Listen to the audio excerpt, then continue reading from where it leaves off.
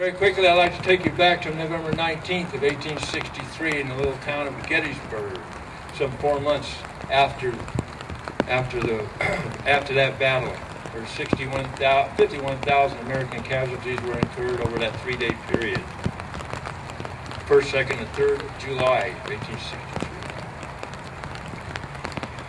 77 years ago, our fathers brought forth on this continent a new nation, conceived in liberty, and dedicated to the proposition that all men are created equal. Now we are engaged in a great civil war, testing whether that nation or any nation so conceived and so dedicated can long endure. We are met on a great battlefield of that war. We've come to dedicate a portion of that field as a final resting place for those who here gave their lives that that nation might live. It is altogether fitting and proper that we should do this.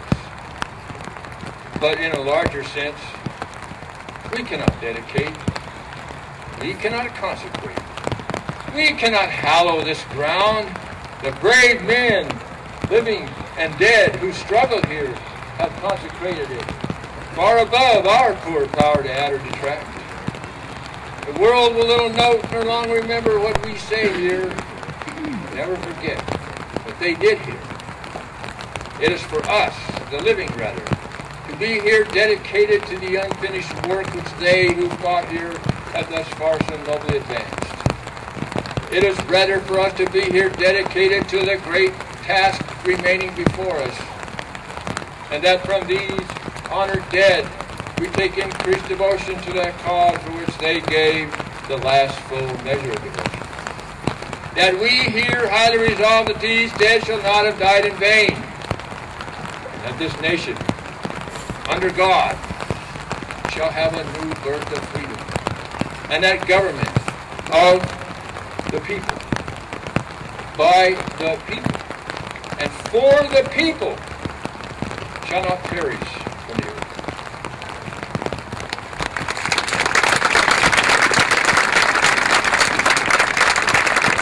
Ivy Lawn, and on behalf of Terry Taylor Gonzalez, our president, staff, and our board of directors, thank you all for coming out here today on Veterans Day 2011.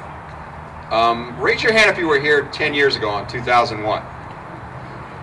Okay, do you remember a guy who looked like me, only 10 years younger, up here speaking with an umbrella over his head? That was one of my most memorable Veterans Days out here. We're not going to have that today. It is not going to rain until sometime later in the day.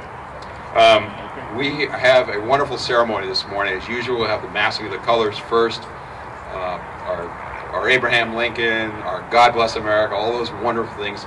We have 2 terrific speakers today to talk about veterans and related issues. We will have you out of here in about an hour to go out and enjoy the rest of your day. But in the meantime, thank you very much for being with us today. I'd like to call to the podium Carl Wade, the Chief Warrant Officer, U.S. Navy, retired, First Memorial Honors Detail, to introduce our folks that will be coming through on the massing of the colors. Carl? Thank you, Tim. It's a privilege to be here today and to call together the massing of the colors. I am the officer in charge of the First Memorial Honors Detail that will be firing 3 rifle volleys. We do military funerals throughout the county when the active duty is not able to attend. Also, my color guard will be the first ones through. We're proud to be here on behalf of the military. I do have 20 veterans that served in all branches, Army, Navy, Air Force, Marine, and Coast Guard. So we'll have the massing of the colors. Details, attend, hut. The First Memorial Honors Detail.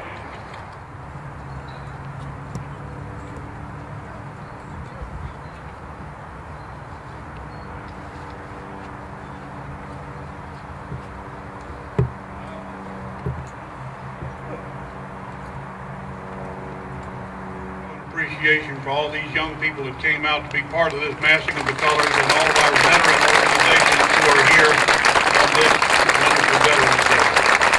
Thank you very much. You may be seated. Details, color guards, take your seats.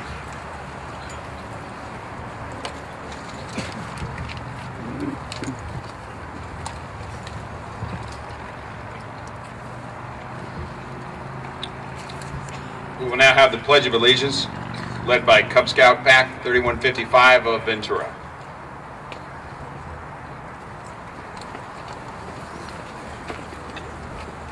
Okay, here they come. Guy on my left here you may recognize. We'll introduce him in a minute. He's been around for a while.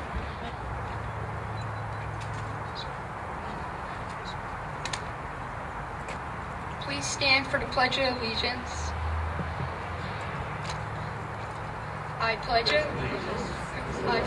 flag of the United States of America, to the republic for which it stands, one nation, under God, indivisible, with liberty and justice for all. Thank you, sir. Good job, gentlemen.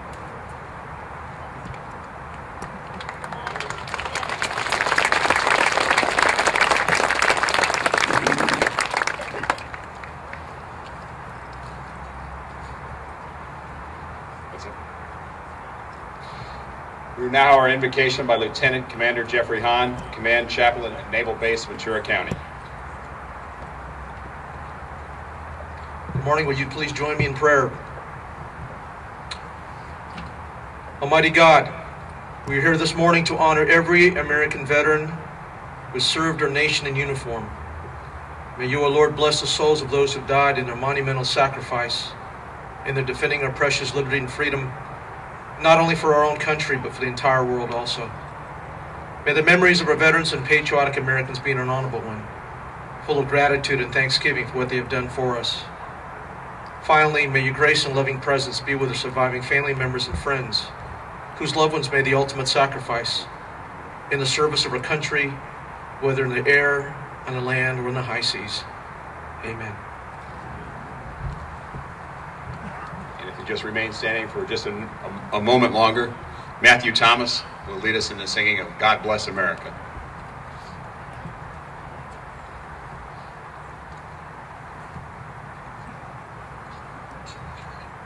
Good morning and thank you. While the storm cloud gathers far across the sea, let us pledge allegiance to a land that's free. Let us all be grateful for a land so fair, as we raise our voices in a solemn prayer. God bless America, land that I love. Stand beside her and guide her through the night with the light from above. From the mountains to the prairies, to the oceans white would fall. God bless America, my home, sweet home. God bless America, my home, sweet home. Thank you.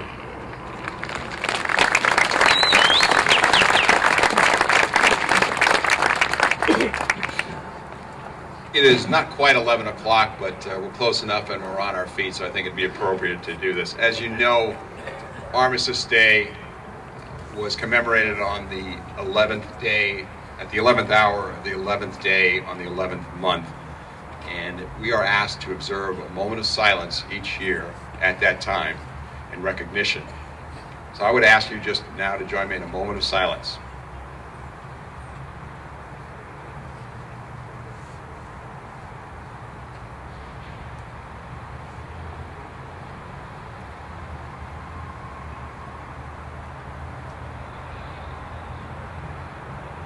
Thank you. You may be seated.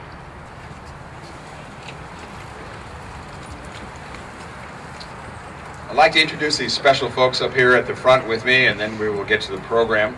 And I'm going to start out here on my left with Supervisor from the 1st District, County Supervisor Steve Bennett.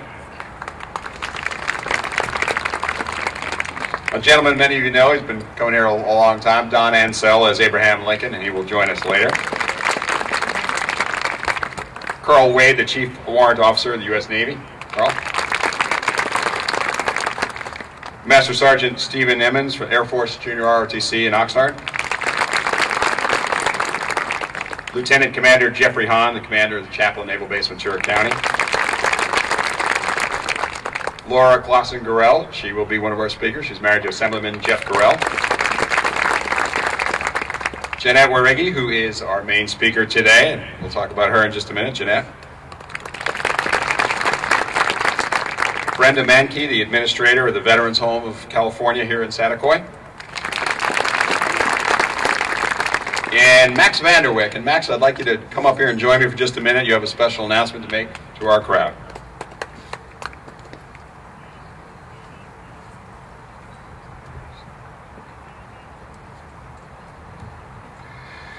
It is always so encouraging to see the turnout that we have been getting here lately. Memorial Day and Veterans Day. And I would like to bring up another time that we celebrate every year. That is December 7th, which started out as Pearl Harbor Day. And of course now we have 9/11. These were two horrible events that we must keep in our memory and pass down through the generations. I feel it is very important that we do this in order to remain diligently vigilant and not allow these unprovoked things to happen again. And on December 7th, this is our 16th year coming up, that we put on a program at the county center. This year it will start at 10 a.m. To give some of the working people a better opportunity to take advantage of the program. The program includes, of course, speeches by many prominent people. We usually have the commander of the base and Supervisor Bennett here. He always makes it, and many of the other people that we're familiar with.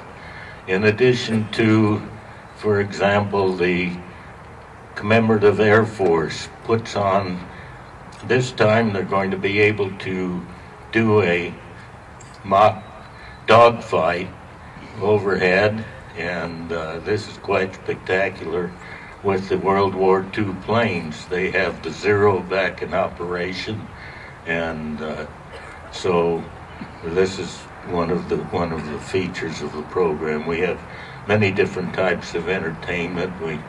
We have music. One of our singers is a lady by the name of Martha B., who is just a couple of months younger than I am. But she's still at it. She has gigs every month, and that's a feature that everyone always enjoys. At any rate, I don't want to speak too long on it, but I hope that you will all be there and have other people show up too. It is a Wednesday this time, and that's 10 o'clock at the County Center, corner of Telephone and Victoria. And thank you for being here, and I'll see you at the next event.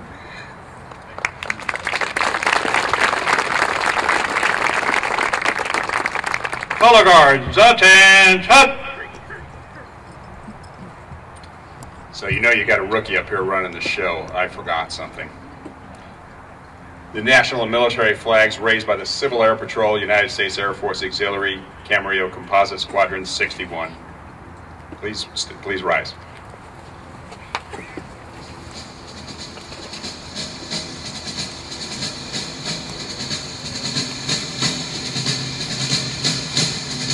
Present arms. Oh, say, can you see by the dawn's early light what so proudly we hailed at the twilight's last gleaming, whose broad lights and bright stars through the perilous fight o'er the ramparts we watched were so gallantly streaming, and the rocket's red flame, the bombs bursting in air, gave proof through the night that our flag was still there. Oh, say does that star-spangled banner yet wave o'er the land of the free and the home of the brave.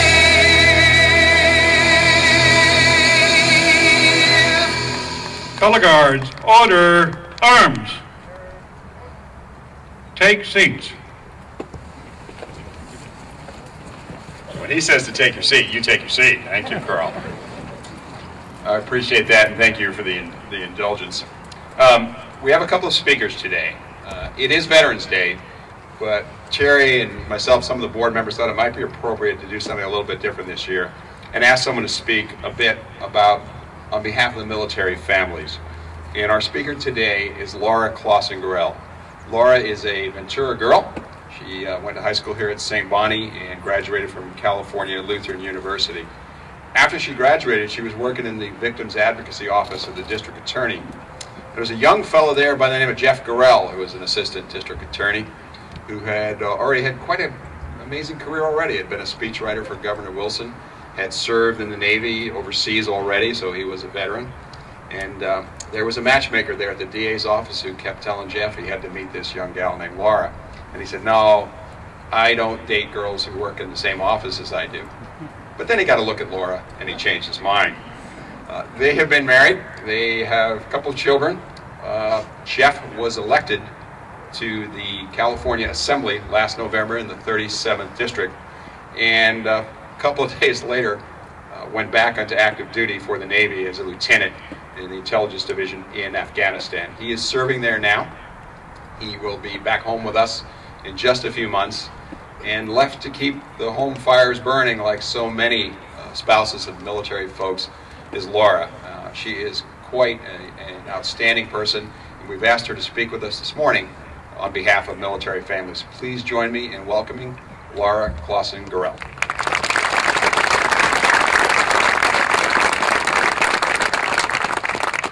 Thank you, Tim. Good morning. Thank you very much for allowing me to speak with you on such a monumental day.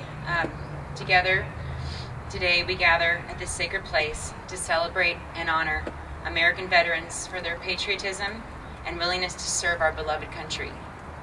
We remember those who died while bravely wearing the uniform, and we salute those who continue to wear it.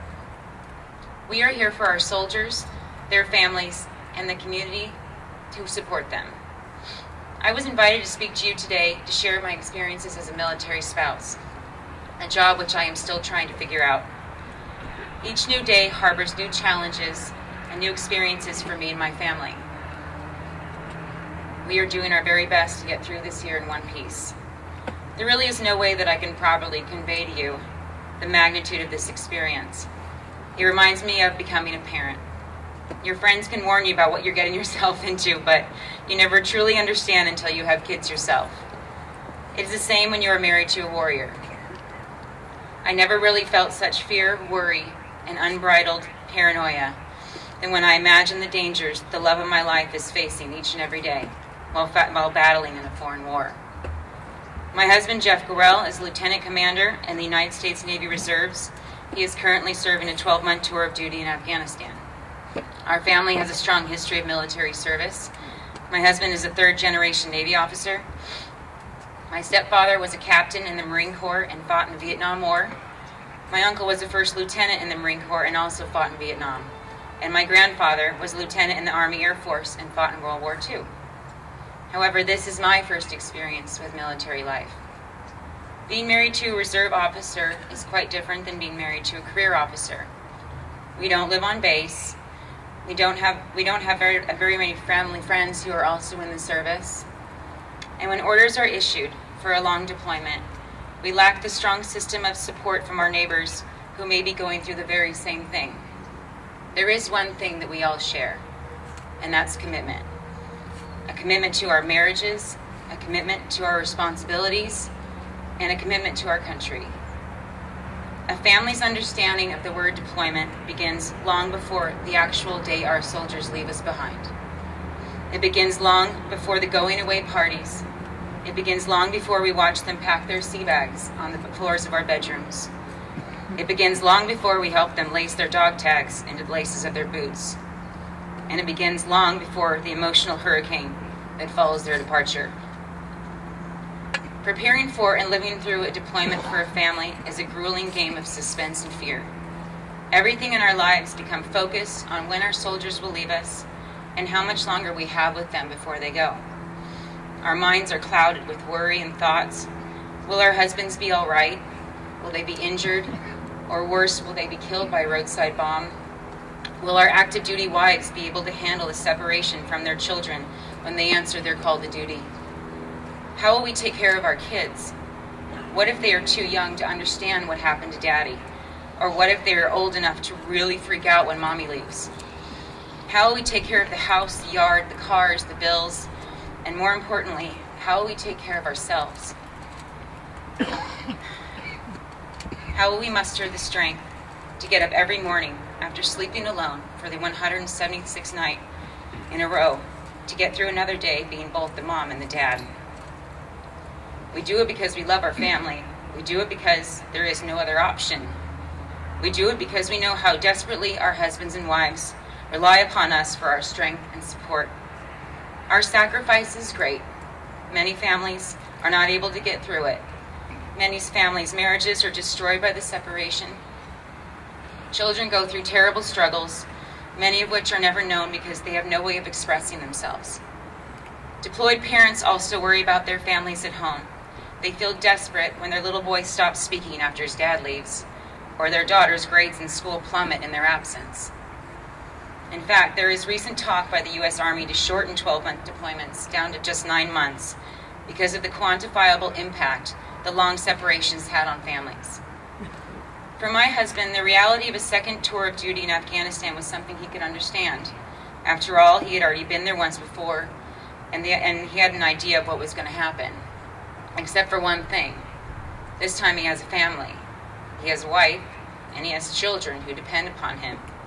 And that changes everything. I don't wish this to be a downer speech. The truth is we are proud of our warriors, proud of our country, and proud to be part of a celebration in the finest nation on earth, a nation that celebrates its veterans.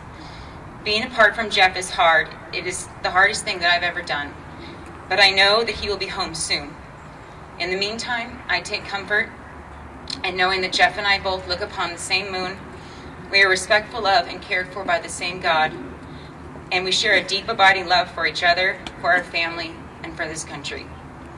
I am honored to be part of this Veterans Day celebration, and I hope that next year I'm out there in one of those chairs watching my husband, a veteran, speaking from this very podium.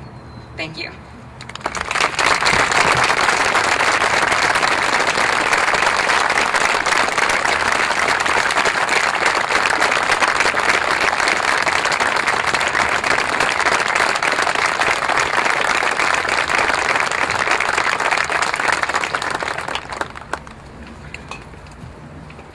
You had Tim was going to start crying before Laura. You won the bet.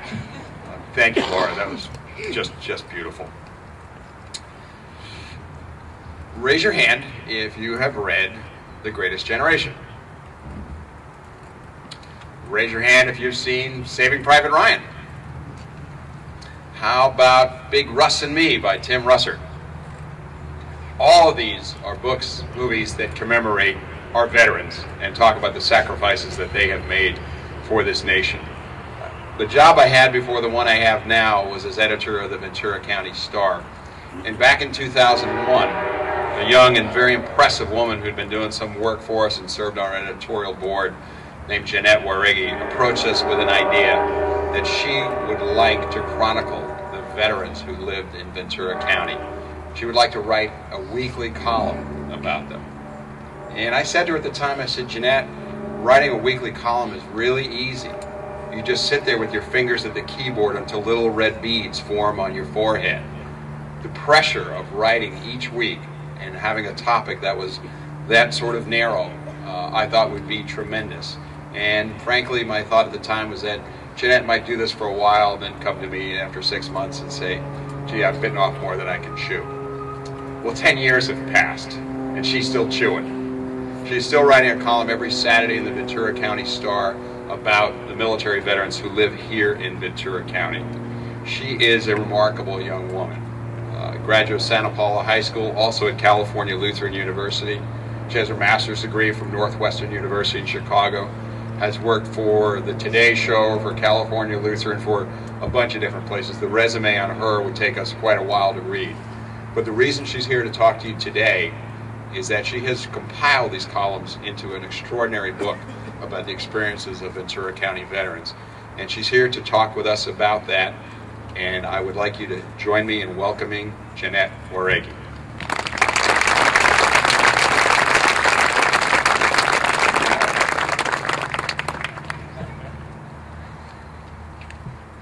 Good morning. I'd like to start by thanking the members of the Ivy Lawn Board and staff for having me here today.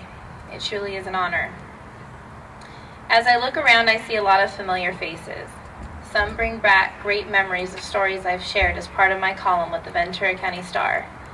And others are reminders of just how many stories have yet to be told. And I am humbled.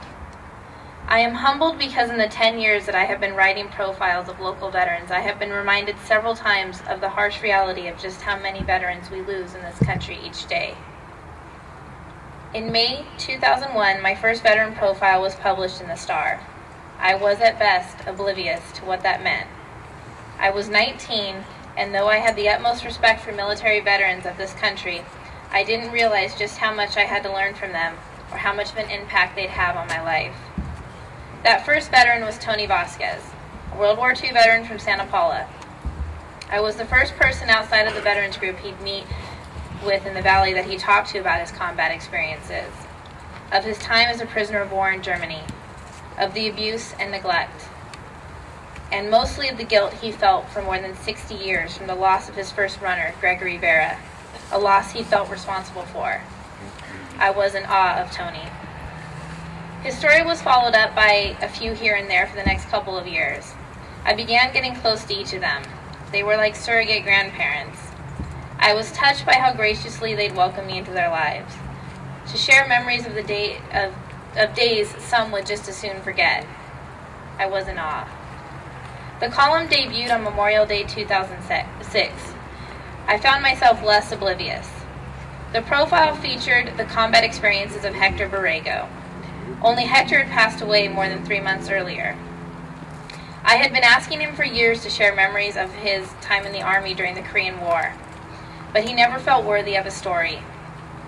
He had been greatly affected by the war and didn't really want to talk about it.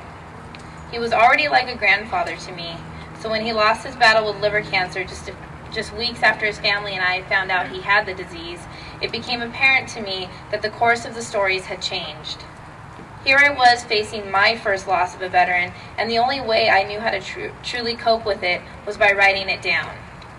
I spoke to his good friend and fellow soldier, Sam Solis, and was able to get enough information to pay tribute to Hector's life and of his time in the service. As the years have passed, the number of veterans that I know that pass away only grows. It has been, to say the least, an emotional journey. And that includes the death of veterans I never knew.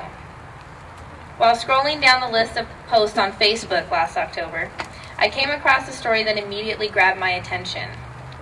An employee at Vandenberg Air Force Base was notifying his Facebook friends of the death of Senior Airman Daniel Johnson, a 23-year-old Illinois native who was stationed at Vandenberg and specialized in explosive ordnance disposal. Because of his specialty, he was one of only a few Vandenberg airmen to be sent to Afghanistan. His body was being brought back to Vandenberg to his family and his new bride for memorial services.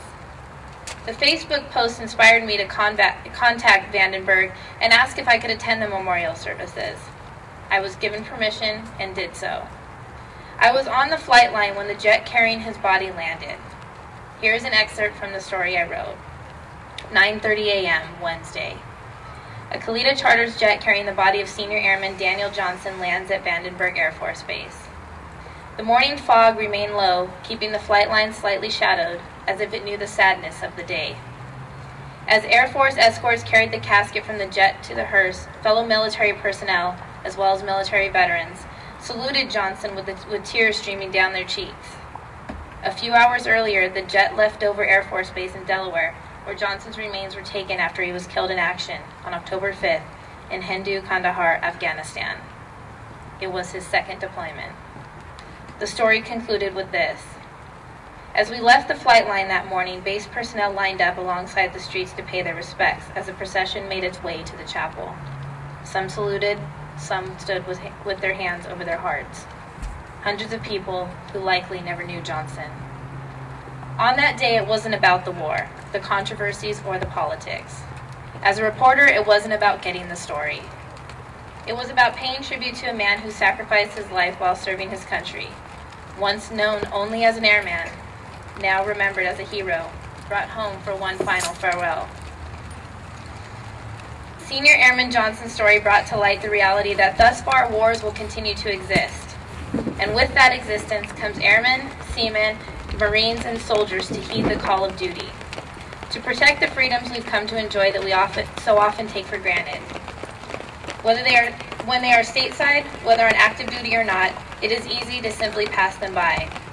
They are at the grocery store, the booth next to you at lunch, and at the nearby nursing and assisted living homes.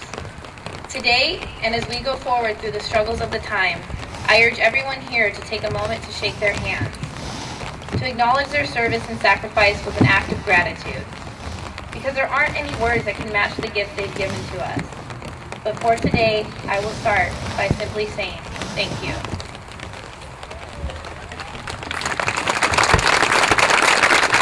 And as I feel like Tim up here in the rain 10 years ago, thanks for the little good luck here. I wanted to make a side note. I'm going to be leaving here momentarily, not because of the rain, but because we're going to have a book signing at the Ventura Veterans Home at 1 o'clock inside, where many of the veterans featured in my recent book that came out in July, they will be in attendance signing their photos in the book. It's an image book. So anyone that's interested in attending, I do have a few books there for sale, but if you already have the book, I encourage you to bring it and have the veterans sign their pictures. Thank you, and thank you to all the veterans.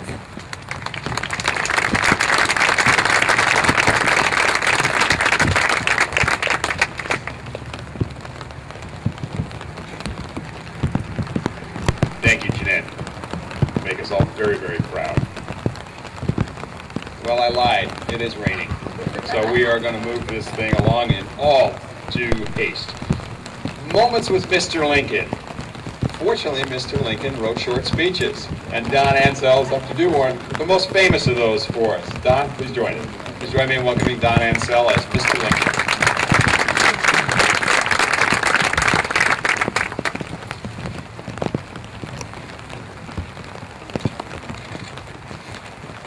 Well, I'm going to add a little bit to that. I want to wish Terry and the crew of Ivy Lawn for inviting me here today. They do such a wonderful job of recognizing and supporting our veterans. I am here today to recognize those who fought and died in a war that changed America and defined us as a nation. Those veterans came from all walks of life, as they do today. And they were all fighting for what they believed in. It was a time in 1861, 1865 of great inventions. new medicine, freedoms, and westward expansion. Had this nation remained divided, we would not be enjoying the strengths and freedoms that we now have. I once said, a nation divided against itself cannot stand. I believe that is true today. But it troubles my heart that once again we are divided on many issues that are tearing us apart. We need to turn to the Holy Scriptures for our salvation. And I quote from 2 Chronicles. I fully believe this. If my people, who are called by my name, and pray and seek my face, and turn from their wicked ways, then will I hear from heaven and forgive their sin, and will heal our land. And I think our country needs that prayer more and more each and every day. You know, the ex-president of Cuba used to speak for 6 hours at a time. Thank God we didn't have him at Gettysburg. John, thank you. Thank you very much. I now have an excuse if I mess anything up because this thing is running out here. But we only got a few more events, so we'll bear with us. The Pacific Coast Highlanders Pipe Band will now entertain us.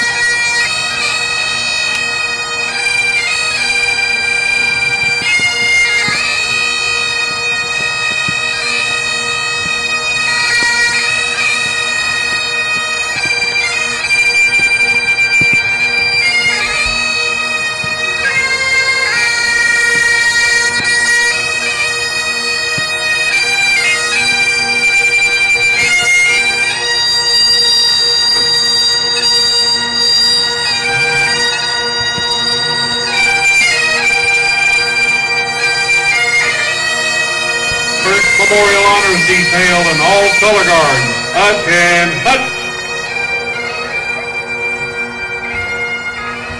Will everyone please rise for the firing of 3 rifle volleys and the playing of taps. Firing party, fire 3 volleys.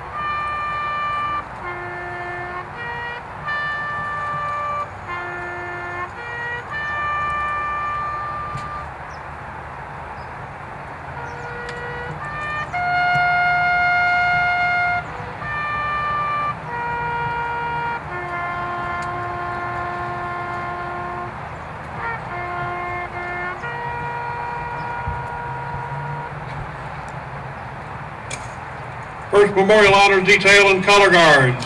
Order, arms. You may be seated.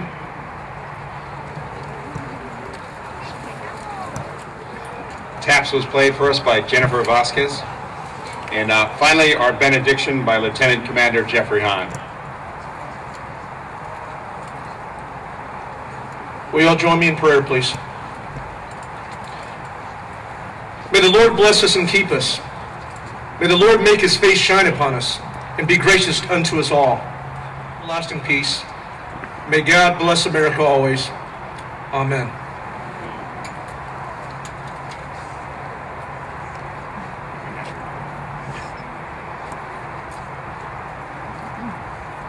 Color Guards are dismissed.